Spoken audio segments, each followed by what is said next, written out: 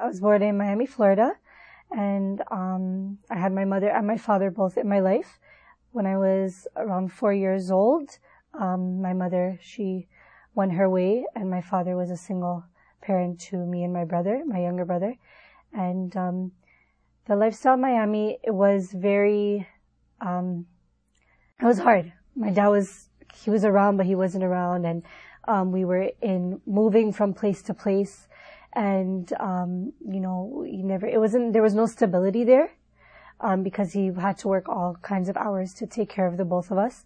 And we came to Toronto when my dad had a brain aneurysm in 98, and things became a little bit more stable. I had my father's family in our lives, and Toronto was very different from Miami. But my dad, mashallah, he's a very family-oriented person. He's very grounded. He's very open-minded because he came here when he was such at a young age. And it was interesting. Like I said, when I came from Miami to Toronto is when we kind of learned more about our father's side. My grandmother, his brother, his sister, they live here in Toronto, and my father, and myself and my brother and my uncle were the only ones there. My mom was gone, like I said, when I was 4, so I didn't really know too much about her at all. We never talked about her, until like maybe 2 years ago. But it was nice coming here. You got the sense of family. You got the sense of, having the, different kind of cooking and, religion. Like my father's Jewish, so, here and there for high holidays, we'd go to the temple. I didn't have a religion, right? Like I just did what my father's family did, which was go to the synagogue on only high holidays. They do a Friday night, it's called a Shabbat dinner. So we did that, which was a sense of being together with the family. But religiously, I didn't know too much. I didn't really understand too much. Nothing was ever explained. And because I wasn't actually considered a Jew in Judaism, because my mother's not Jewish, I never went to like a Hebrew school or ever went to any kind of classes or anything like that. I never converted. I had a fear when I was younger of death. And when my father was sick, I was 9, 10 years old. I would ask some kind of questions, but I didn't know. I believed that there was something that I had to make myself believe that there was something, that he wasn't just going to be put in a hole and the world was going to continue on. But when I was in high school, I would have like kind of nightmares of death and stuff like this. So I actually signed myself up at a program called NCSY, and it's basically Torah classes on Thursday, and you learn about Judaism. And I went there, and I thought I needed some stability in my life too that would give me some kind of guidance. When I was in Florida, going back and forth, I dropped out of high school. I was just hanging out, doing all kinds of, crazy things, experimenting with my life. And I came back to Toronto, and I decided I really needed a change. I needed something with some kind of morals and values in my life that I didn't have prior to that.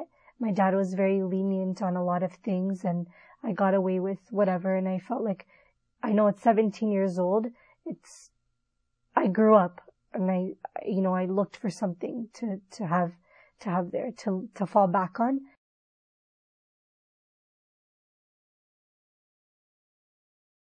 We learned about Judaism and stuff like that, but it never stuck with me. I wasn't serious. And then I met a sister in high school. They moved from Scarborough to North York, and it was her sister, and her brother. And they would speak to me. Like I asked, why do you cover your hair? Like I'm Persian, but my dad is Jewish, and, stuff like this. And she spoke to me about Islam, and, my brother-in-law also, you're in high school, guys talk to girls and whatnot, but he wouldn't talk to me. Like, I would ask him questions and he would kind of shrug it off and he wouldn't answer me. And then someone told me, because Muslim guys, they don't talk to girls. It's a part of their religion. You shouldn't communicate one thing leads to another. And I was like, wow, it's blown out of the water. Like, it was such like a level of respect that maybe I wasn't getting before. So, he took me to, Islamic Foundation Masjid, and, I went there for a, conference they had for like reverts and converts. And I heard like some brothers and sisters' stories. And I was already leading, I had learned a lot. I was already leaning towards it. And in March of 2005, the end of March, is when I took my Shahada for Islam. Like I believed it 150%, like it was in my heart. It was something that I couldn't deny. It was there. And I was 17 years old and my life changed from there.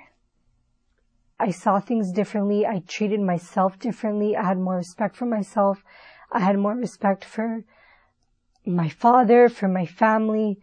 Growing up without a mother, it was very hard for someone to give you boundaries and rules. And my father was always working. And, you know, I took things, I think, a lot more serious. I got back into school and, I had respect, like I said, from my body, from myself, from my mind, for what I believed. I stood up for something for the first time that was real. I learned a lot from Islam just because it wasn't really just a religion. It was a way of life. And, my teacher saw like an improvement in me. My family saw an improvement in me. And, you know, my grandmother was really the only one that was very upset with my conversion. The world changed for me really like at such a young age. And then not too long after that, my father was leaving the country and I had gotten married and, it was about a year later and I moved out on my own, with my husband and, you know, I started working and I was still in school.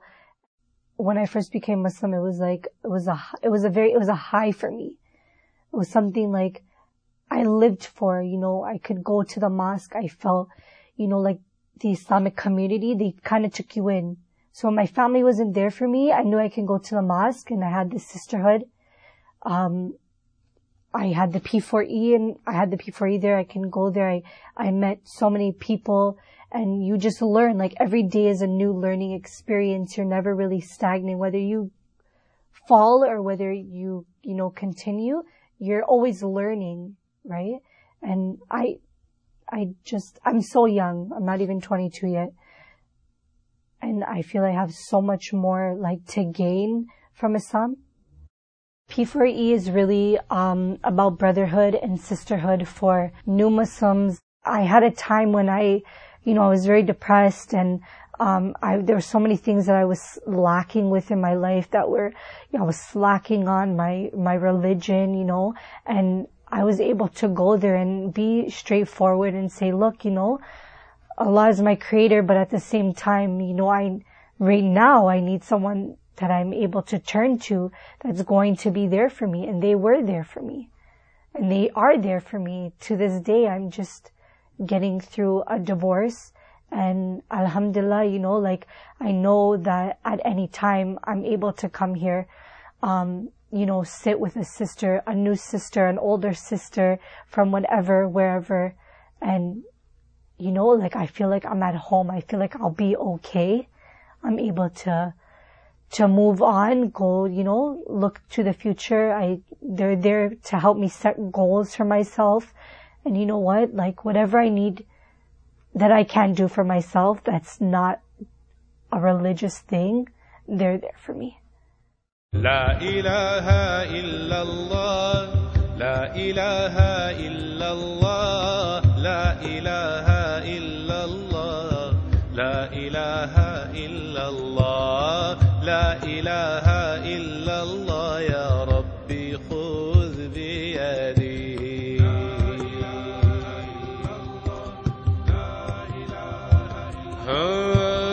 لا إله إلا الله لا إله إلا الله لا إله